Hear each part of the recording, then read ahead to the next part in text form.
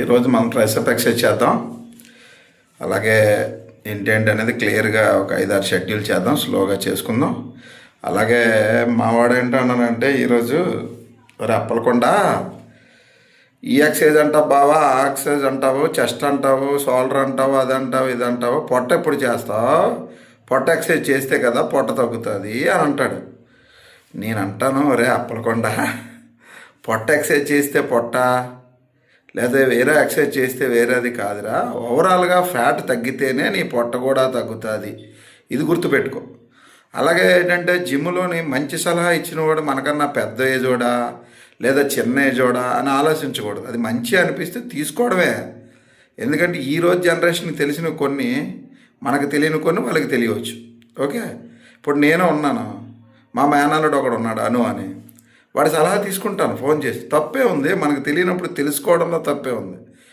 నేను జిమ్ ట్రైనర్ని కాదు, నేను నా కొవ్వు తగ్గించుకుంటున్నాను. కొవ్వు తగ్గించుకునే క్రమంలో నేనేం చేస్తున్నాను. అలాగే మా బామ్మర్ది ఒకడు ఉన్నాడు వెంకటేష్ అని, వాడి సలహా కూడా తీసుకుంటాను నాకు డౌట్ వస్తే. తెలుసుకోవడం తప్పు లేదు. ఎందుకంటే ఈ ఏజ్లో మనం చేసే ప్రతి ఎక్సర్సైజు జాగ్రత్తగా చేయాలి. మనకన్నా చిన్న ఏజ్ అవని పెద్ద ఏజ్ అని వాళ్ళ దగ్గర తెలుసుకోవడంలో తప్పు లేదు. ఓకే ఫ్రెండ్స్, స్టార్ట్ చేసేద్దామా?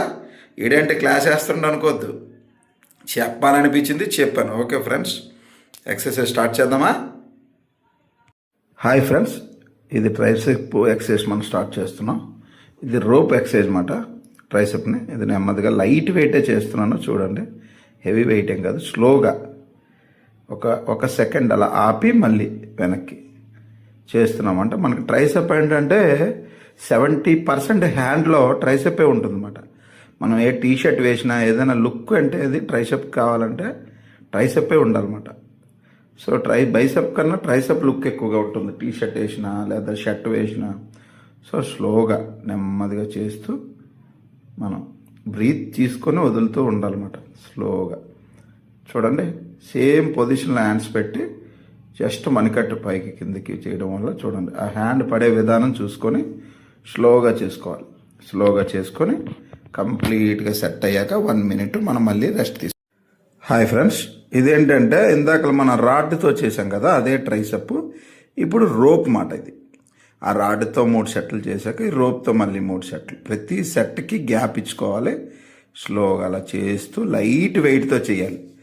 మనం ఉన్నది కదా అని 60 kgs 70 kgs వేసాం అనుకోండి, మన వెన్నుపోసమే పడుతుంది. చూసారా, మనం నిలబడే విధానం వెన్నుపోసమే పడుతుంది అన్నమాట. మీకు ట్రైసెప్ పడే విధానం చూడండి. కొంచెం క్లోజ్గా తీయాల్సింది వీడియో. సో మన ఏజ్ని క్యాలిక్యులేట్ చేస్తూ స్లోగా నిదానంగా చేస్తే మనం మనకన్నా చిన్న వయసు వాళ్ళతో కూడా పోటీ పడవచ్చు అనమాట. జాగ్రత్తగా చేయండి ఫ్రెండ్స్. హాయ్ ఫ్రెండ్స్, ఇది ట్రైసెప్లోనే ఏంటంటే వి షేప్ రాడ్ పెట్టుకొని ఇది మనం ట్రైసెప్ చేస్తామన్నమాట. కొంచెం బాగా పడుతుంది.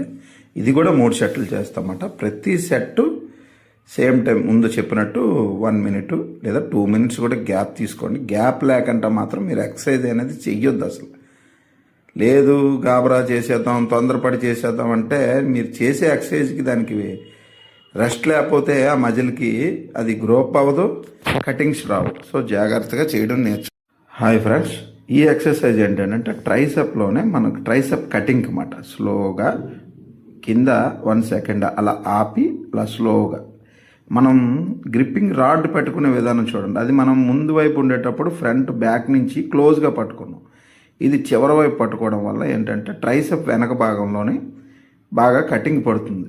మీరు క్లియర్గా గమనిస్తుంటే స్లో చేయడం వల్ల ఇది ఒక సెట్కి 20, 15, 12 అలా ఎక్కువ రిప్స్ చేయాలన్నమాట. స్లోగా చేయండి, లైట్ వెయిట్ చేయండి, నిదానంగా చేయండి.